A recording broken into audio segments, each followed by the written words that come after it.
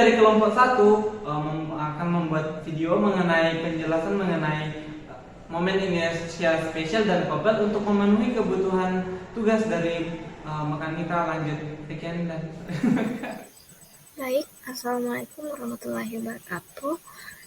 Sebelum itu, perkenalkan nama saya Nur Atika. Di sini saya sebagai moderator.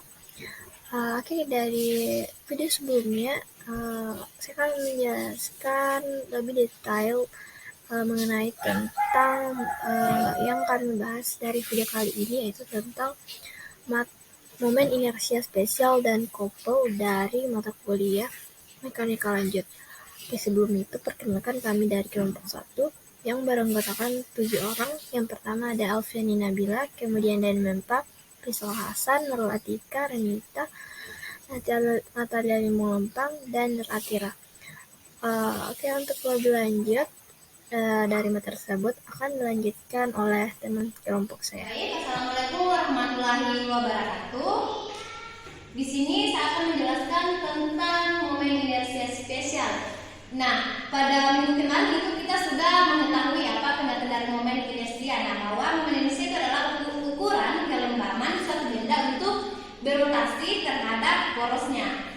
Minggu kemarin juga kita sudah menurunkan momen inersia. Nah, salah satunya yaitu silinder pejal. Nah, silinder pejal memiliki momen inersia seper 2ma kuadrat. Nah, di mana M itu adalah massa dan A itu adalah jari-jarinya. Nah, untuk silinder berongga itu memiliki momen inersia ma kuadrat. Berbeda dengan silinder pejal, bahwa silinder pejal itu setengah ma kuadrat dan berongga itu ma kuadrat. Nah, untuk bola pejal itu memiliki momen inersia sebesar 2/5 ma kuadrat. Nah, selanjutnya itu ada bola berongga yang bermassa M dan berjari-jari A. Nah, bola berongga ini memiliki momen inersia sebesar 2/3 ma kuadrat. Nah, A itu adalah jari-jarinya. Nah, untuk batang bermassa M dan panjangnya A dan diputar pada pusat massanya, yaitu batang bermassa ini memiliki momen inersia sebesar seper 12 ma kuadrat. Nah, ini ada batang yang panjangnya itu A. Terus diputar pada pusat massanya. Ini memiliki momen inersia sebesar seper 12. Nah, beda lagi kalau dia datar begini, dia beda. Dia tidak memiliki momen inersia seper 12, beda lagi. Oke? Terima kasih. Untuk contoh-contohnya akan dijelaskan oleh rekan saya. Contoh dari silinder pejal, silinder berongga, bola pejal, bola berongga, dan batang bermassa akan dijelaskan oleh rekan saya. Sekian dari saya. Wassalamualaikum warahmatullahi wabarakatuh. Penjelasan dari rekan saya, silinder pejal itu memiliki bentuknya seperti cakram yang padat seperti silinder pejal itu isinya serisi semuanya dan momen inersianya diputar pada pusat massanya. Dan selanjutnya itu silinder berongga. Silinder berongga itu bentuknya seperti cincin. Momen inersianya itu berbeda, lebih besar dari silinder pejal, lebih besar 2 kali dari silinder pejal. Dan yang selanjutnya itu bola pejal. Bola pejal itu bentuknya seperti bakso yang di dalamnya itu terisi full. Dan selanjutnya yaitu bola berongga. Bola berongga itu bentuknya di dalamnya berongga dan contohnya seperti bola sepak dan lebih besar daripada bola pejal. Dan selanjutnya itu batang. Batang itu pusat massanya ada di tengah dan akan berbeda jika diputar di ujungnya. Demikian dari saya. Assalamualaikum warahmatullahi wabarakatuh. Memberikan contoh penerapan momen inersia dalam kehidupan sehari-hari. Salah satunya yaitu permainan gasing, di mana permainan gasing merupakan mainan yang bisa berputar pada poros dan berkesinambungan pada suatu titik. Ini seperti momen inersia yaitu diputar pada pusat massa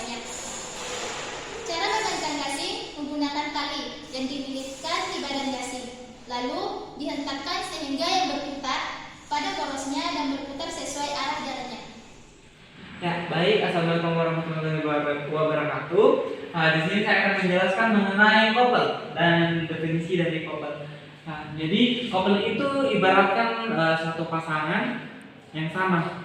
Contohnya saya berbaju merah dan teman saya yang lainnya berbaju merah. Nah, itu dinamakan couple.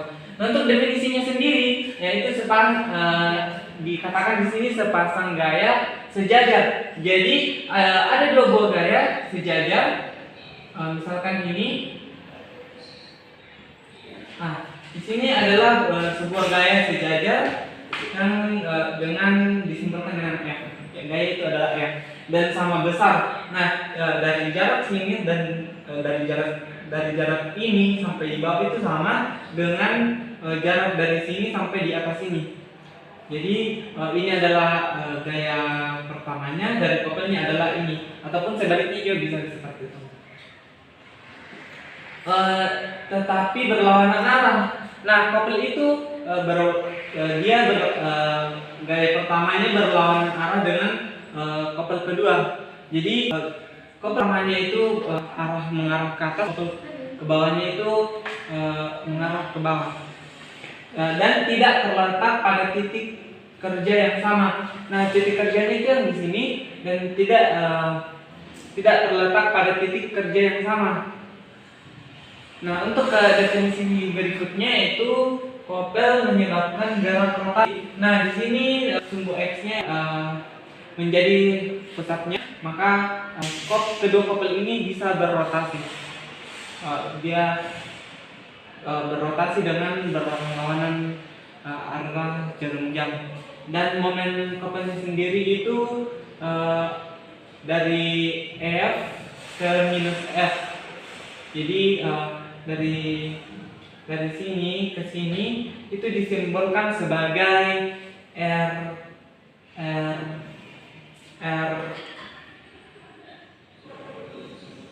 yang memiliki arah dan nilai, yaitu R vektor cross F vektor. Untuk lebih lanjut dari contoh-contohnya dan lain-lainnya akan dijelaskan oleh teman saya. Sekian dan terima kasih. Assalamualaikum warahmatullahi wabarakatuh. Perkenalkan, nama saya Muhammad Rizal Hasan dari kelompok 1.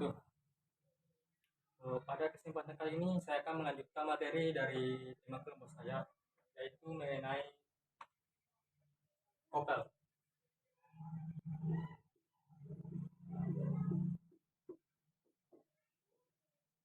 Aku materi yang akan saya bawa langsung saja kepada contoh soal, yaitu jelaskan atau buktikan bahwa suatu gaya yang bekerja pada titik tertentu pada benda tegar secara ekuivalen bisa digantikan dengan gaya tunggal yang bekerja pada titik tertentu yang bersama dengan couple yang bersesuaian.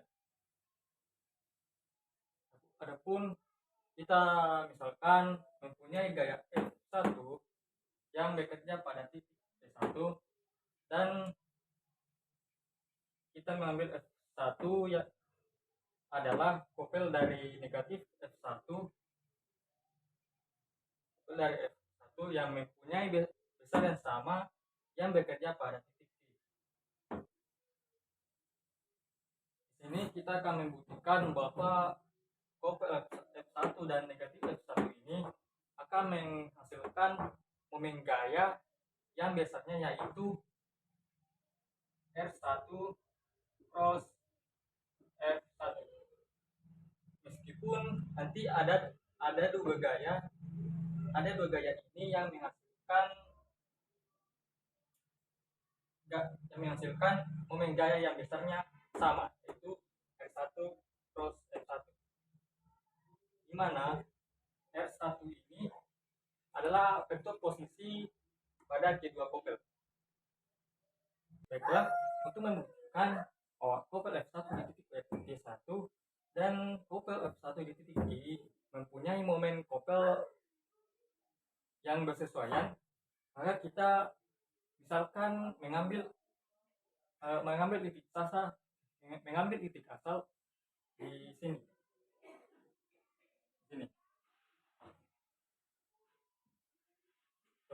kasar ini kita gunakan untuk menjelaskan vektor posisi Q.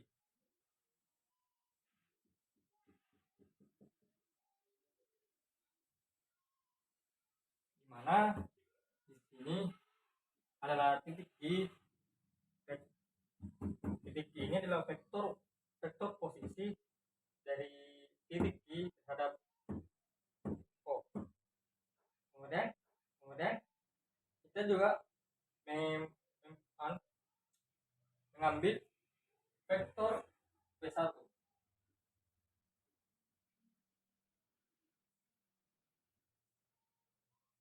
Mana di sini adalah titik vektor P1 dari titik P1 terhadap O.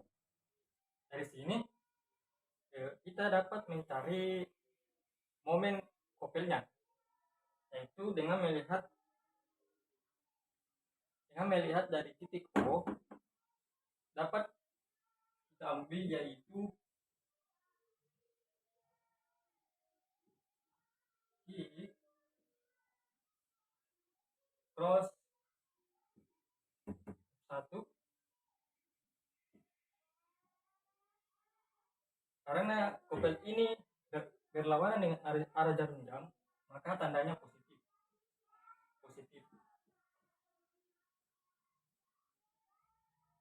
Dikurang P1 cross F1. Karena kopel ini berlawanan searah dengan jarum jam, maka tandanya negatif. Oke, lanjut. Karena F1 ini berlawanan arah dengan F1 kecil, maka F1 kecil ini bisa juga sama dengan negatif F1. Maka F1 kecil kita ganti masuk negatif F1. I cross negatif F1 kurang 1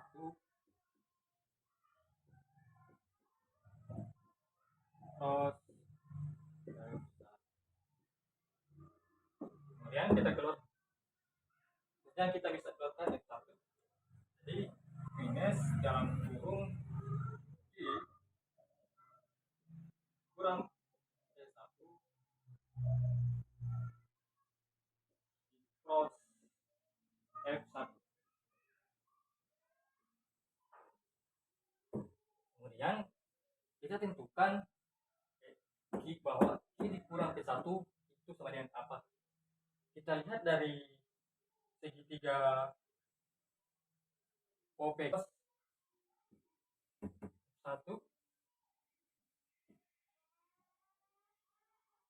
Karena kopel ini berlawanan dengan arah jarum jam, maka tandanya positif.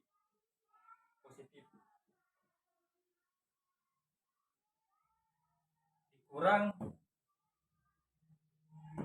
P1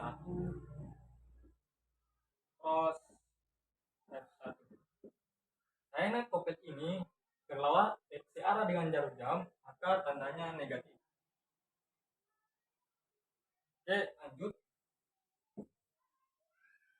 Karena F1 ini berlawanan arah dengan F1 kecil, maka F1 kecil ini bisa juga sama dengan negatif F1.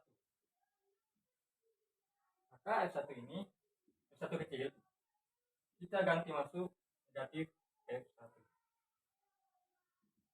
I cross negatif F1 kurang 1 cross F1. Kemudian kita keluar. Kemudian kita bisa keluarkan F1. Jadi minus dalam kurung I kurang P1 cross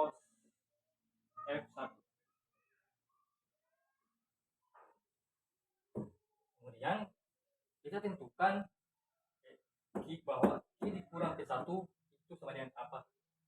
Kita lihat dari segitiga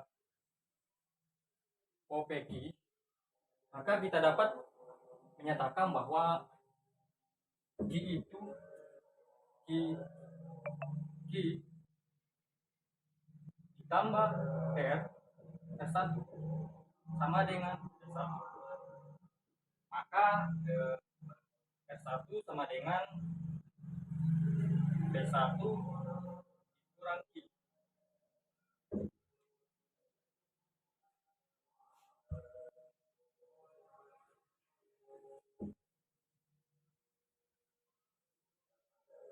Karena P1 dikurang Q sama dengan R, maka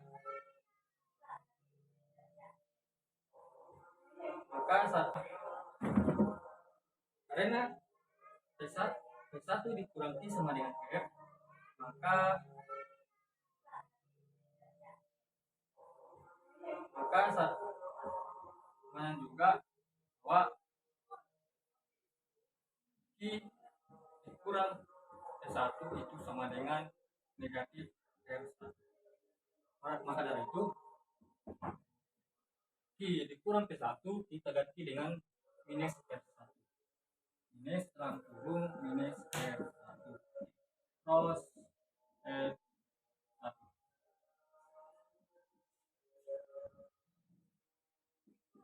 Jadi sama dengan negatif kali negatif itu sama dengan positif. Positif R1 cross R1. Jadi kita sudah dapat membuktikan bahwa kopel P1 di titik P1 dan kopel P1 di titik Q itu sudah bersesuaian dan terbukti.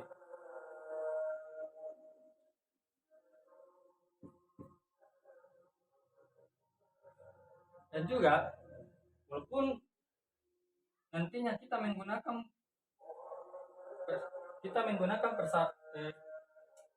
persamaan negatif F1, nantinya juga akan menghasilkan kopel yang bersesuaian dan menghasilkan kopel yang sama, yaitu R1 cross R1.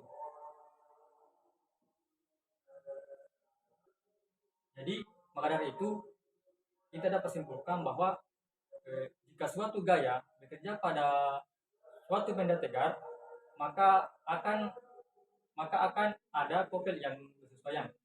Sekian, terima kasih. Mungkin itu adalah materi yang sempat saya bawakan.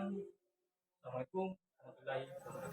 Oke, baik. Mungkin itulah tadi pemaparan dari kelompok kami.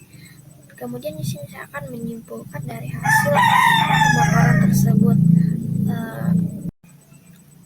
Yang pertama yaitu ada momen inersia spesial. Nah, di sini ada terbagi beberapa bagian. Yang pertama ada sender pejal, sender berongga, bola pejal, bola berongga. Nah, masing-masing itu bermassa M dan berjari-jari A. Kemudian pada batang bermassa M dan panjang A. Nah, dari kelima tersebut memiliki momen inersia yang berbeda-beda seperti yang dijelaskan sebelumnya. Nah, kemudian kita di sini lihat contoh gambar dari momen inersia tersebut. Oke, ada couple. Nah, couple sendiri itu yang perlu kita ketahui yaitu merupakan sepasang gaya sejajar dan sama besar, tetapi tidak terletak pada titik kerja yang sama. Contoh gambar ilustrasi seperti yang di bawah ini. Mungkin itulah kelompok kami bisa jelaskan atau paparkan. Salah dan kurangnya mohon dimaafkan. Wassalamualaikum warahmatullahi wabarakatuh.